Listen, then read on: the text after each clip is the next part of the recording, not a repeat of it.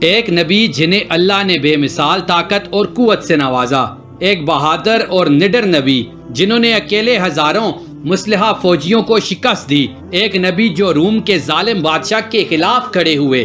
اس بہادر آدمی کی مدد آپ کی بیوی نے کی۔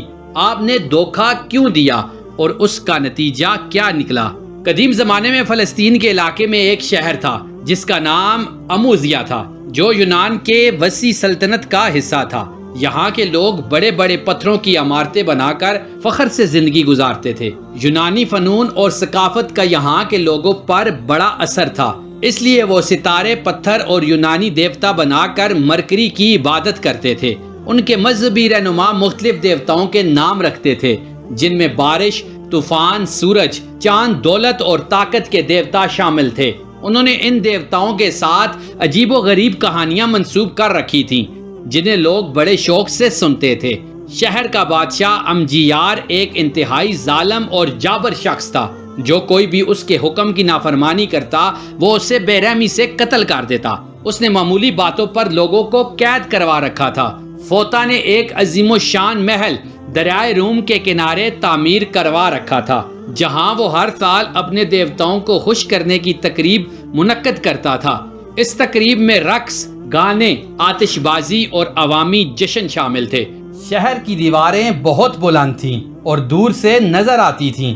بادشاہ کے پاس 6000 تربیت یافتہ فوجی تھے۔ فوتا اپنی فوج پر فخر کرتا تھا اور کہتا تھا کہ دنیا میں کوئی بھی فوج اسے شکست نہیں دے سکتی۔ اموزیا شہر میں اسرائیل کے یہودی قبائل بھی آباد تھے، جو غریب تھے اور بکریاں چراتے اور کھیتی باڑی کرتے تھے۔ فوتا کی فوج ان دیہاتوں پر حملہ کرتی اور ان کے مویشی اور سامان لوٹ لیتی تھی۔ فوتا کے سپاہی یہودی مردوں اور عورتوں کو بھی قتل کرتے تھے۔ بنی اسرائیل کمزور تھے اور فوتا کی فوج کا مقابلہ نہیں کر سکتے تھے۔ وہ اللہ سے دعا کرتے اور فریاد کرتے تھے کہ انہیں اس ظلم سے نجات ملے۔ آخر کار یہودیوں کے بزرگوں نے فیصلہ کیا کہ فوتا کے خلاف ایک آدمی کو کھڑا کیا جائے جو اس کے غرور اور طاقت کو توڑ دے۔ کچھ لوگوں نے سنا تھا کہ قریب کے علاقے میں ایک بہت طاقتور شخص رہتا ہے جو عبادت گزار بھی ہے۔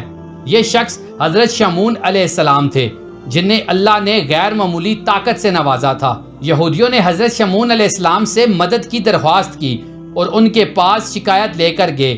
حضرت شمعون علیہ السلام نے فوتا کے ظلم کے خلاف جہاد کا فیصلہ کیا۔ انہوں نے فوتا کو اللہ کے دین کی دعوت دی اور ظلم و ستم سے باز رہنے کا کہا، لیکن فوتا نے انکار کر دیا۔ حضرت شمعون علیہ السلام نے اکیلے فوتا کی فوج کا مقابلہ کیا اور سینکڑوں فوجیوں کو ہلاک کیا۔ فوتا حیران تھا کہ کوئی انسان اتنا طاقتور کیسے ہو سکتا ہے۔ اس نے حضرت شمعون کو جال میں پھنسانے کی کوشش کی، لیکن حضرت شمعون علیہ السلام نے جال کو توڑ دیا۔ فوتا کے سپاہیوں نے حضرت شمعون علیہ السلام کو دھوکے سے پکڑنے کی کوشش کی، لیکن آپ نے انہیں شکست دی۔ حضرت شمعون علیہ السلام کی بیوی ایک نیک خاتون تھی، لیکن فوتا کی لالچ نے انہیں دھوکہ دینے پر مجبور کر دیا۔ انہوں نے حضرت شمعون کے بال کاٹ کر انہیں جکڑ دیا اور فوتا کے سپاہیوں نے آپ کو گرفتار کر دیا۔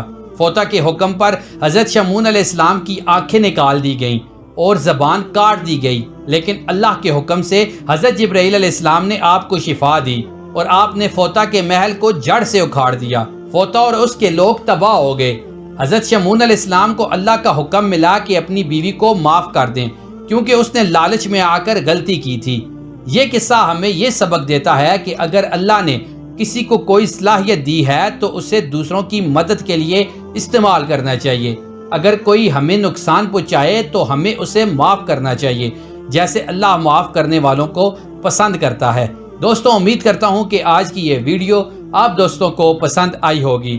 اگر آپ دوستوں کو ویڈیو پسند آئے تو اپنے دوستوں کے ساتھ شیئر لازمی کیجیے گا اور ہمارے چینل کو سبسکرائب کریے گا اور ساتھ موجود گھنٹی کے نشان کو بھی دبائیے گا اور کمنٹ میں اپنی رائے کا اظہار ضرور کیجیے گا۔